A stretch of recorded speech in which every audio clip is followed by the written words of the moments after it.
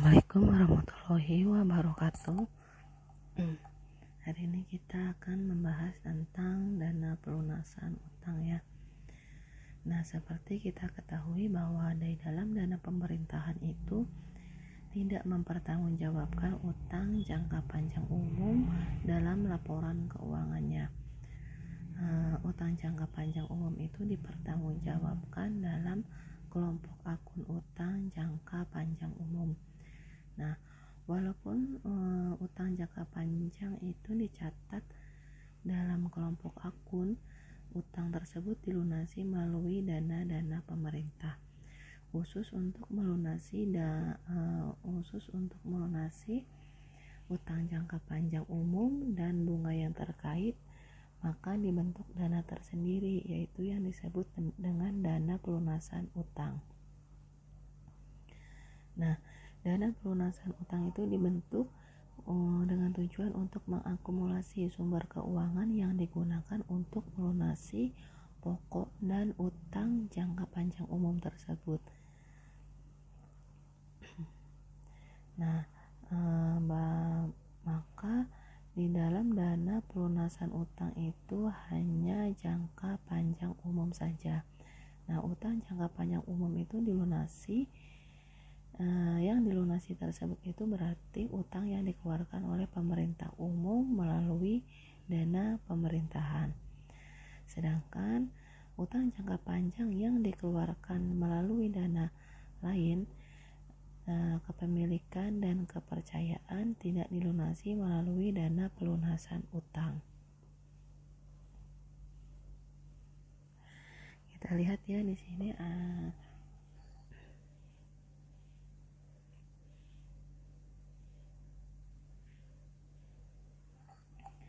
Di sini ada utang jangka panjang umum dan utang jangka panjang dana.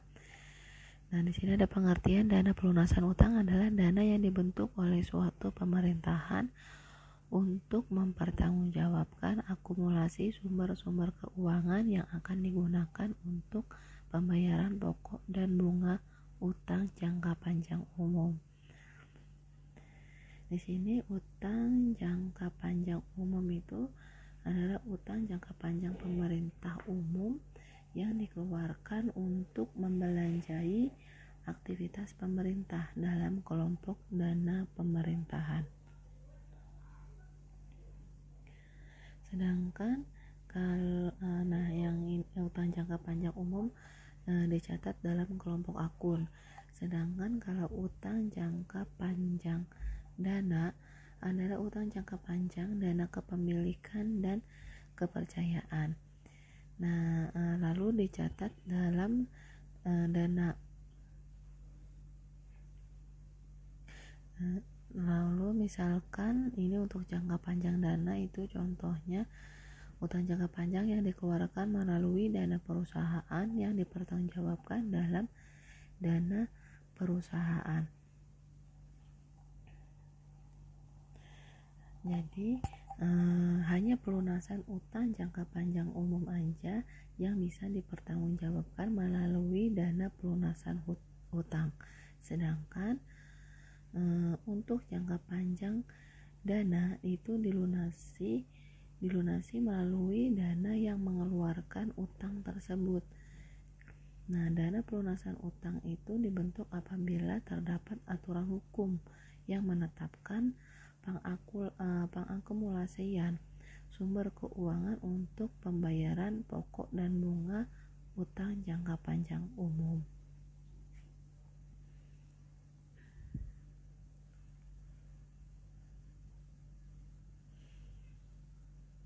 Nah, selanjutnya di sini yang tadi sudah dijelaskan ya. Lalu di sini ada aktivitas dana pelunasan utang. Yang pertama ada anggaran dan bond indentur.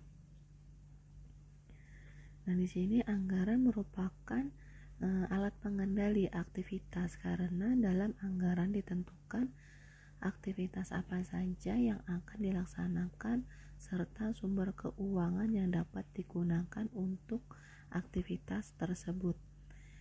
Lalu sedangkan kalau bond indentur itu adalah perjanjian pengeluaran utang obligasi yang meliputi tujuan pengeluaran utang obligasi, penggunaan sumber keuangan yang diperoleh, lalu ada nilai nominal, tingkat bunga, jangka waktu, termin pembayaran bunga, dan persyaratan lainnya.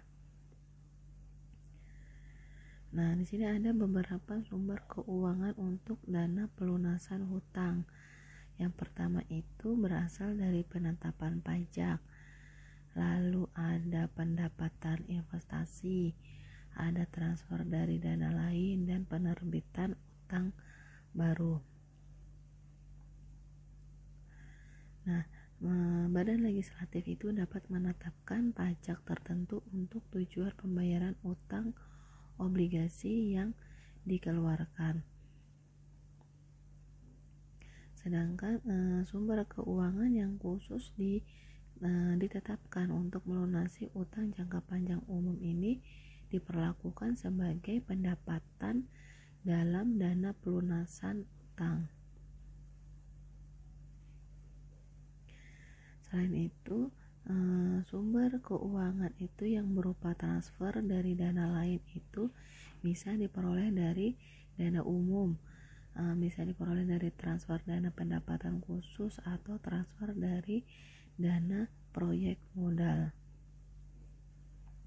Nah, penerimaan transfer tersebut diperlakukan sebagai sumber keuangan lain di dalam dana pelunasan utang. Lalu, uang yang diterima oleh dana pelunasan utang biasanya tidak segera digunakan untuk melunasi hutang. Maka si pemerintah biasanya menggunakan uang yang menganggur itu untuk aktivitas investasi. Nah, baru pendapatan investasi tadi diperlakukan sebagai pendapatan bagi dana pelunasan utang untuk menambah sumber keuangan dana. Nah, sumber keuangan yang dapat juga diperoleh dengan mengeluarkan utang atau untuk melunasi utang lama. Di sini ada beberapa jenis utang yang dapat dikeluarkan oleh pemerintah ya. Nah, di sini ada 5. Di antara yang pertama adalah utang not, ada warrant, leasing, installment purchase contract, dan bond ya.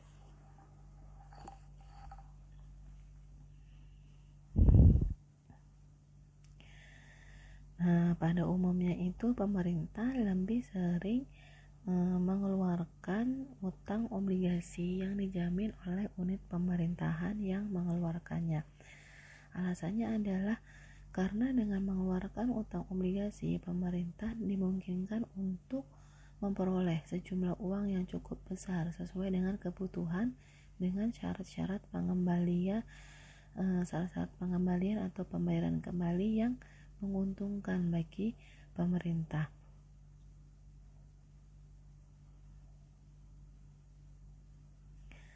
Lalu selanjutnya di sini ada aktivitas investasi. Aktivitas yang dilakukan oleh dana pelunasan utang adalah menerima sumber keuangan yang dicatat sebagai pendapatan atau sumber keuangan lain, serta melakukan pembayaran pokok dan bunga utang. Nah, jangka waktu antara penerimaan sumber keuangan dengan pembayaran pokok dan bunga utang biasanya cukup lama. Karena itu, pemerintah memanfaatkan dana yang menganggur untuk membeli surat berharga atau didepositokan ke bank. Nanti hasilnya akan dimanfaatkan untuk menambah sumber keuangan bagi dana pelunasan utang tersebut. Nah, di sini ada jumlah dan siklus kehidupan dana. Nah, dana pelunasan itu kan dibentuk untuk tiap-tiap emisi obligasi. Kalau sifat anggaran serta aturan hukum yang berbeda. Lalu jumlah dana sejenis yang dibentuk diusahakan seminimum mungkin di mana utang yang saling berhubungan digabungkan dalam satu dana. Tapi perlu diingat atau diperhatikan bahwa anggaran atau peraturan yang menetapkannya agar tidak asal menggabungkan. Nah, laporan keuangan dana pelunasan itu dapat digabung satu sama lainnya kalau masih sejenis dalam laporan keuangan tunggal ya. Jadi suatu unit pemerintah itu bisa membentuk hanya satu dana pelunasan utang kalau terdapat aturan hukum yang menghendakinya. Lalu siklus kehidupan dana pelunasan utang tergantung dari umur utang yang dikeluarkan. Setelah utang seluruhnya jatuh tempo, dana pelunasan dapat ditutup dan apabila masih ada ekuitas residual ditransfer kepada dana lain sesuai dengan peraturan yang berlaku. Lalu di sini ada registration agent dan fiscal agent. Nah, hutang obligasi yang berupa hutang obligasi dapat berupa obligasi atas nama yang terdaftar atau regis atau atas unjuk. Obligasi atas nama adalah obligasi dalam bentuk surat obligasi tersebut tercantum dalam surat obligasi tersebut. Sedangkan obligasi atas tunjuk adalah obligasi yang dalam obligasi tersebut tidak tercantum nama pemilik. Setiap orang yang memegang obligasi tersebut berarti pemilik obligasi tersebut. Nah, bank yang ditunjuk bertugas mengurusi pendaftaran dan perubahan pemilik disebut registration agent. Dan bank yang bertugas untuk melakukan pembayaran pokok dan bunga hutang disebut fiscal agent. Nah, unit pemerintahan yang menyerahkan cek pembayaran hutang obligasi kepada fiscal agent. Fiscal agent menyiapkan dan memproses pembayaran pokok dan bunga hutang yang jatuh tempo serta menyusun laporan reguler tentang pembayaran tersebut.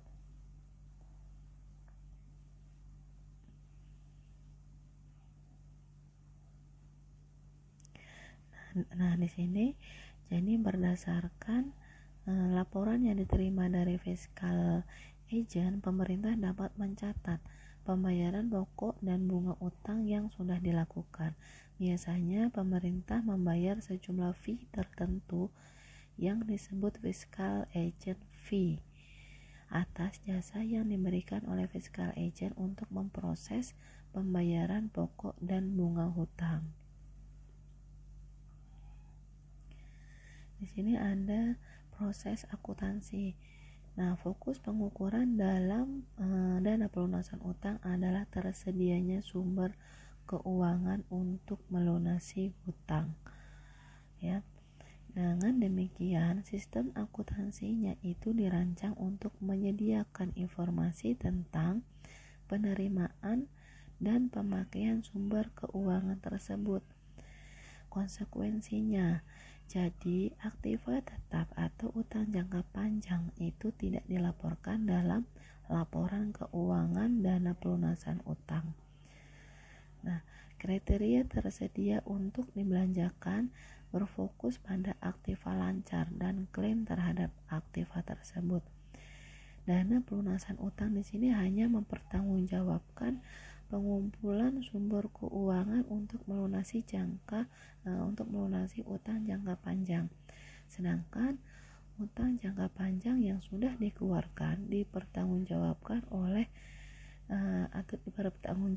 dalam kelompok akun utang jangka panjang umum. Lalu basis akuntansinya adalah akrual modifikasian. Nah, dengan basis akrual modifikasian, pendapatan dicatat pada saat terukur dan tersedia, sedangkan belanja dicatat pada saat utang itu timbul. Contoh, utang dicatat setelah jatuh tempo, sementara pendapatan bunga itu diakui pada akhir periode. Alasan pencatatan seperti ini adalah bahwa pemerintah itu menyediakan sumber keuangan yang cukup untuk melunasi pada periode di mana utang tersebut jatuh tempo. Nah, apabila pokok dan bunga utang obligasi itu dicatat sebelum jatuh tempo, maka dapat mengakibatkan saldo dana defisit atau debit dalam neraca.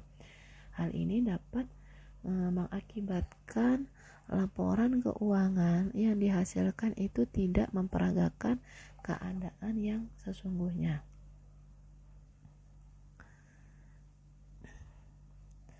Nah, di sini ada aktivitas dana utang. Di dalam aktivitas dana pelunasan itu jarang melibatkan kontrak dan order pembelian. Maka di dalam dana pelunasan utang ini tidak ada akuntansi encumbrance ya. Ada 3 pembayaran yang secara rutin dilakukan dalam dana pelunasan utang. Yang pertama, pembayaran utang dan bunga serta fee bagi fiscal agent diakui pada periode di mana pembayaran akan dilakukan.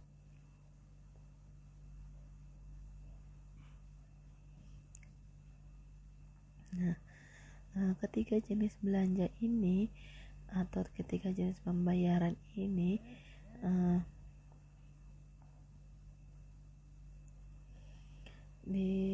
ini kan diperlakukan sebagai belanja bukan pada akhir periode, melainkan pada periode di mana pembayaran akan dilakukan.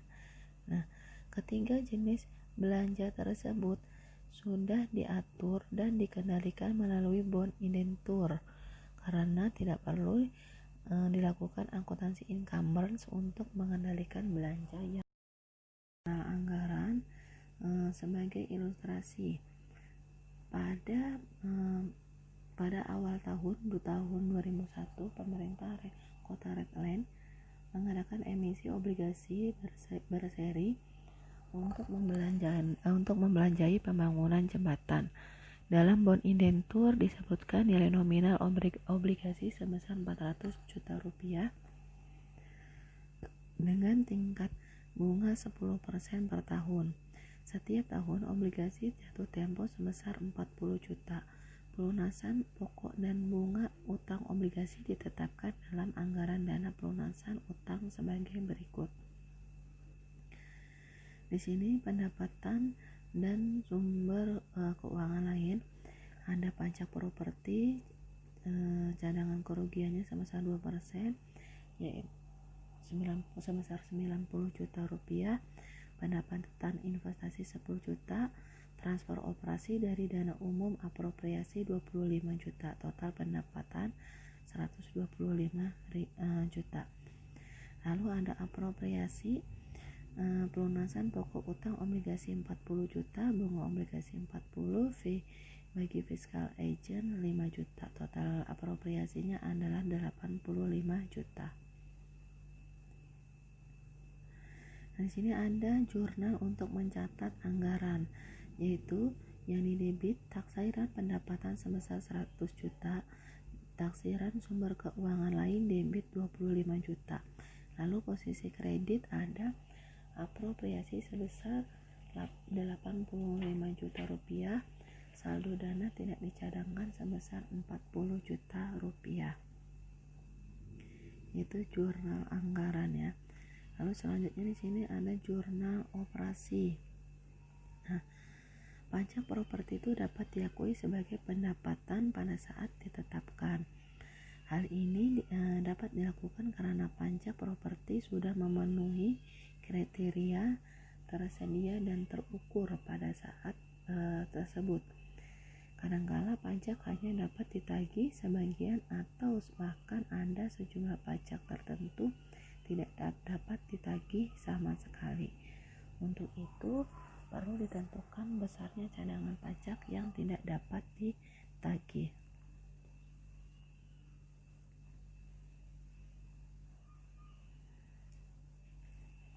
Sini ada ilustrasi, misalkan dalam anggaran di atas ditetapkan pajak properti sebesar 90 juta dan cadangan pajak diperkirakan tidak tertagih sebesar 2%. Maka yang pertama kita membuat jurnal untuk mencatat piutang. Jurnalnya adalah debit piutang pajak properti kini sebesar 90 juta rupiah. Lalu yang dikredit adalah pendapatan pajak properti sebesar 88.200.000 rupiah. Lalu ada cadangan pajak properti tidak tertagih kini sebesar 1.800.000 rupiah. Angkanya dari 90 juta dikali dengan 2%. Nah, apabila pemerintah menerima pajak yang telah ditetapkan sebesar 85 juta, maka jurnal yang dibuat untuk mencatat transaksi tersebut adalah kas pada piutang pajak properti kini sebesar 85 juta.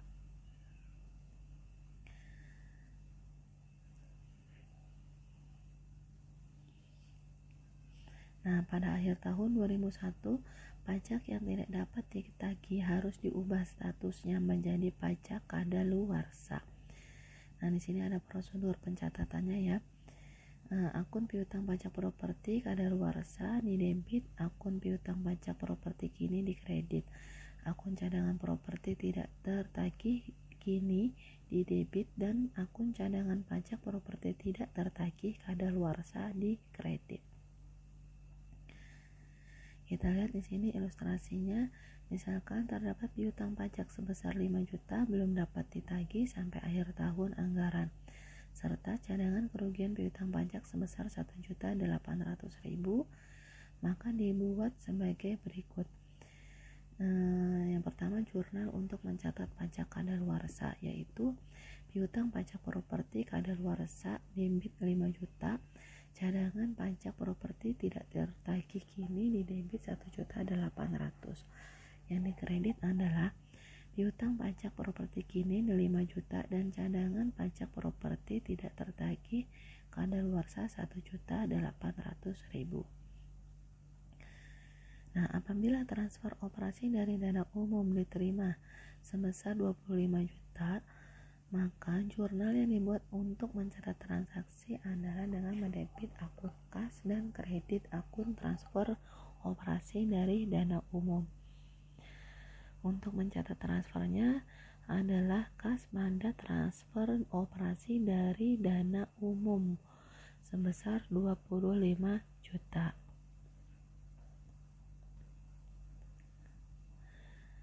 Nah, ini kan ada jangka waktu antara penerimaan kas dengan pembayaran pokok atau bunga obligasi tidak selalu sama. Karena itu, kas yang menganggur dapat diinvestasikan ke dalam surat berharga. Misal, kas yang sebesar 25 juta itu yang baru diterima dari dana umum diinvestasikan kepada surat berharga. Surat berharga ini akan segera dijual apabila pemerintah membutuhkan dana untuk melunasi pokok dan bunga hutang. Maka jurnal untuk mencatat pembelian surat berharga adalah investasi pada kas sebesar 25 juta. Nah, tujuan pemerintah menginvestasikan kas yang menganggur itu adalah agar kas itu lebih produktif dan menghasilkan dana tambahan. Nah, di sini transaksi lanjutannya adalah surat berharga yang telah dibeli menghasilkan pendapatan berupa bunga sebesar 7.500.000 rupiah. Maka jurnalnya adalah kas pada pendapatan investasi sebesar 7.500.000 rupiah. Pada akhir tahun anggaran, pemerintah sudah berhak atas bunga surat berharga yang dimilikinya sebesar 3 juta. Maka jurnal untuk mencatat piutang bunga adalah piutang bunga atas investasi pada pendapatan investasi sebesar 3 juta rupiah.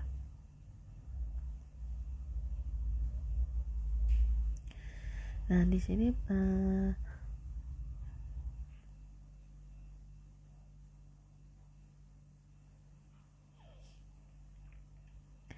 kan untuk pembayaran pokok dan bunga utang, pemerintah itu dapat mengadakan kerjasama dengan bank sebagai fiscal agent. Lalu pemerintah harus mentransfer kas kepada fiscal agent. Kemudian fiscal agent akan melakukan pembayaran pokok dan bunga utang secara langsung kepada pemegang obligasi. Misalkan di sini transaksi selanjutnya adalah pemerintah mentransfer kas sebesar 83 juta kepada fiscal agent dan fiscal agent melakukan pembayaran utang yang jatuh tempo. Di sini ada prosedur pencatatannya ya. Kita langsung lihat ke transaksinya. Nah, berdasarkan informasi di atas, jurnal yang dibuat untuk mencatat transfer kas yang dilakukan pemerintah sebesar 83 juta kepada fiscal agent adalah jurnalnya adalah fiscal agent pada kas sebesar 83 juta. Nah, setelah beberapa lama obligasi beredar, pokok obligasi dan bunga obligasi jatuh tempo masing-masing sebesar 40 juta dan 40 juta. Jurnal untuk mencatatnya adalah jurnal untuk mencatat utang yang jatuh tempo, belanja pokok bunga 40 juta di debit, belanja bunga 40 juta di debit.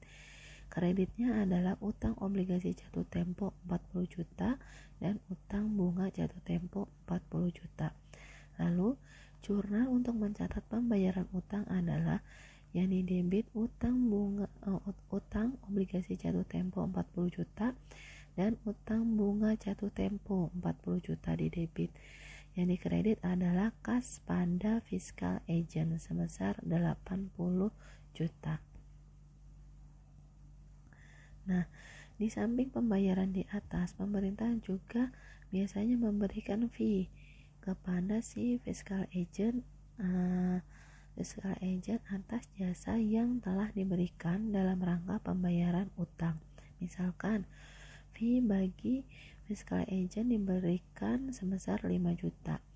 Jurnalnya adalah ini untuk mencatat fee bagi fiscal agent ya.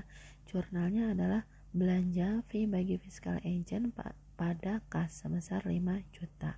Nah, pada akhir tahun anggaran berkewajiban untuk membayar utang bunga obligasi yang jatuh tempo itu harus dicatat. Misal terdapat 5 juta bunga obligasi yang jatuh tempo yang belum dibayar. Jurnalnya adalah belanja bunga pada utang bunga jatuh tempo sebesar 5 juta. Lalu setelah transaksinya selesai, maka dibuat neraca saldo. Ini adalah neraca saldo untuk dana pelunasan hutang ya. Sini pemerintah Kota Redland, dana pelunasan hutang, dana obligasi pembangunan jembatan, neraca 31 Desember 2001. Totalnya adalah 255.500. Nah, pada akhir tahun anggaran, semua akun-akun sementara harus ditutup kepada saldo dana tidak dicadangkan. Nah, yang pertama adalah jurnal untuk menutup pendapatan. Yang didebit adalah pendapatan pajak properti 88.200, pendapatan investasi 10.500.000, lalu saldo dana tidak dicadangkan sebesar 1.300.000. Lalu taksiran pendapatan sebesar 100 juta. Transfer operasi dari ini yang selanjutnya adalah jurnal untuk menutup transfer.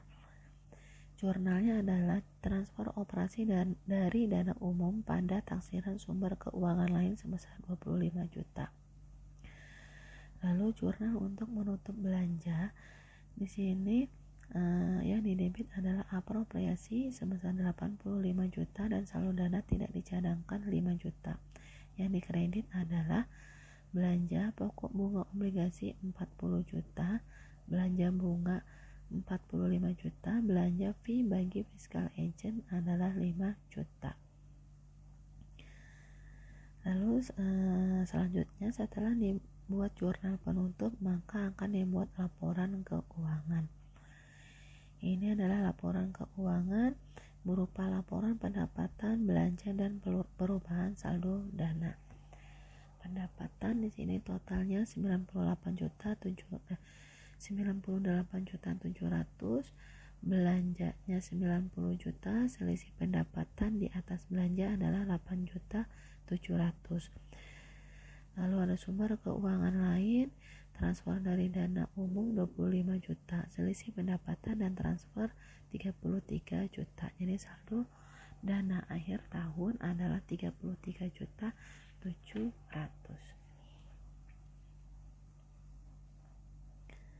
Lalu selanjutnya ada neraca ya. Di sini neracanya totalnya 40.500.000.